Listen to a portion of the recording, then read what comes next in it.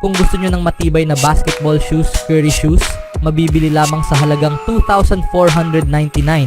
I-click lamang ang link sa comment section. Ang greatness ay kailangang maramdaman sa personal level upang lubos na maunawaan, lalo na ang proseso sa kung ano ang kinakailangang gawin upang magawa ang hindi pangkaraniwan. Ang coach ng Warriors na si Steve Kerr na dadalhin ang Team USA Men's Basketball sa huling pagkakataon sa 2024 Paris Summer Olympics ay alam na swerte siyang nasaksihan ng greatness sa kanyang karera bilang player na na-coach sa mga tulad ni Lute Olson, Cotton Fitzsimmons, Lenny Wilkens, Phil Jackson at Greg Popovich. Naglaro din si Kerr kasama ang ilang mga halimaw ng basketball tulad ni Michael Jordan, Scottie Pippen, Shaquille O'Neal, Tim Duncan, David Robinson, Manu Ginobili at Tony Parker. Sa nakaraang dekada ng Golden State's dynasty, napanood ni Kerr mula sa gilid ng court habang sina Steph Curry, Kevin Durant, Klay Thompson, Draymond Green at Andre Iguodala ang nagdala ng 4 na championship parade sa Bay Area.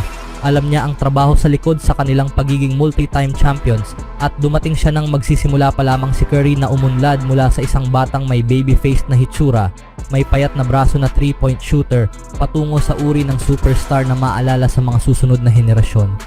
Ngayon, pagkatapos ng mga panahon ng pakikipagkumpetensya laban sa isa't isa, nagkaroon pa ng isang opportunity si Kerr na gawin ang isang bagay na hindi niya inakala at ito ay ang i-coach si LeBron James. At hindi na siya makapaniwala sa kanyang makikita.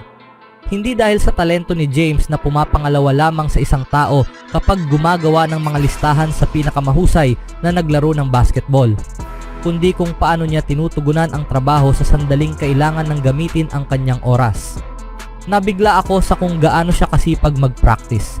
Sabi ni Kerr pagkatapos ng unang practice ng Team USA sa training camp sa UNLV.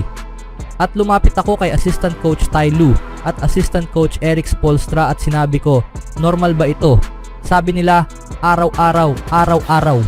Kay Spo sinabi ko, paano noong una mong nakuha siya? Sabi ni Spo, araw-araw, bawat drill, bawat walkthrough. Si James ay magiging 40-year-old na sa December. Kilala sa palayaw na King James at ang piniling isa sa halatang mga dahilan ang all-time leading scorer ng NBA na ipinanganak sa parehong ospital ni Curry sa Akron, Ohio ay patuloy na umiiwas sa maraming hadlang na sinasabi nilang father time sa kanyang daan pagkatapos ng 21 years bilang isang pro. Si Curry, 36-year-old, at si James ay ang pinakamatandang mga players sa roster ng Team USA na may 5 players sa kanilang 20s at 7 players na nasa 30-year-old pataas. Sila rin ang mga standout na halimbawa ng lahat ng kinakailangan upang darating ang araw ay ma-induct sa Naismith Basketball Hall of Fame. Si Anthony Edwards ang pinakabatang player ng team sa edad na 22 at siya ang may pinakamagandang tsansa na maging susunod na mukha ng basketball sa hinaharap.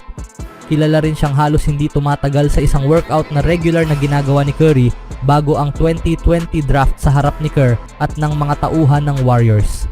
Nagsimula ang isang session ng summer school noong linggo kung saan si Edwards at ang lahat ng iba pa ay maaaring matuto sa bawat galaw ni Curry at James sa loob at labas ng court upang magkaroon ng bandila ng Amerika sa kanilang likuran sa tuktok ng medal stand sa Paris.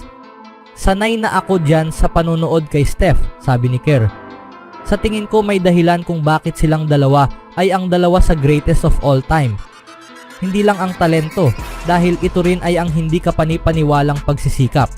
At ang pansin sa detalye at ang puwersa sa kanilang pag-iensayo ay nagiging dahilan kung paano sila maglaro sa mga laban at kung paano maglaro ang kanilang mga team dahil sila ang nangunguna.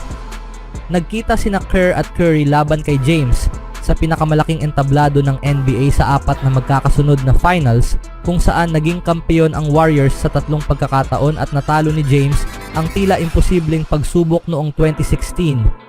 Lahat ng 3 ay nag-usap sa summer tungkol sa kung ano ang kakailanganin upang magkaroon ng gintong medalya sa kanilang leeg at kung paano silang 3 ay maaaring magtulungan. Ang kompetisyon ang nagsisindi sa kanilang respect.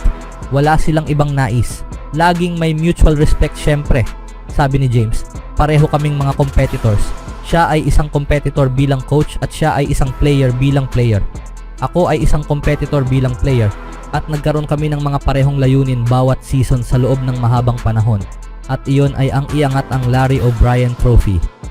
Ngunit karamihan ay mutual respect at paghanga.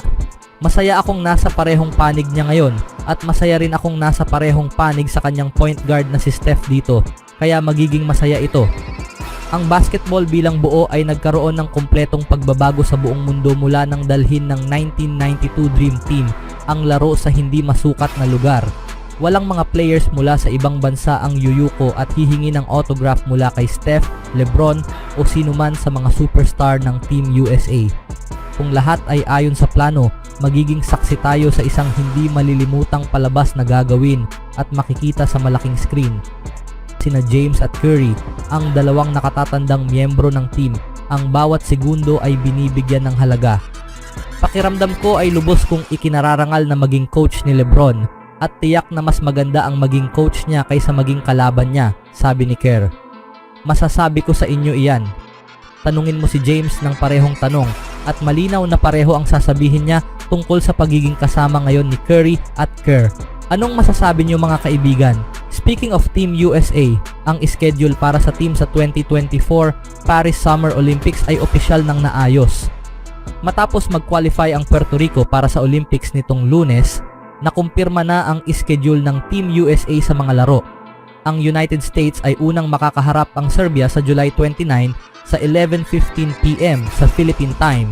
Pagkatapos ay makakaharap nila ang South Sudan sa August 1 sa 3 AM ayon kay Keith Smith ng Spotrac. Finally, tatapusin ng US ang group stage sa isang laro laban sa Puerto Rico sa August 4 sa 11:15 PM. Makakaharap ng Estados Unidos ang isang mahirap na kalaban sa simula ng torneo dahil ang Serbia ay may ilang mga players ng NBA sa roster nito at nakakuha ng silver medal noong 2016 Olympics. Ang 3-time MVP na si Nikola Jokic ang pangunahing player ng team, nakasama rin ang Miami Heat forward na si Nikola Jovic at Atlanta Hawks guard na si Bogdan Bogdanovic. Ang South Sudan ay mayroon ding maraming kasalukuyan at former players ng NBA tulad ng Phoenix Suns forward na si Bol Bol at Hornets guard na si JT Thor, pati na rin ang former Milwaukee Bucks center na si Thon Maker. Para sa Puerto Rico, ang team ay pinamumunuan ng New Orleans Pelicans point guard na si Jose Alvarado.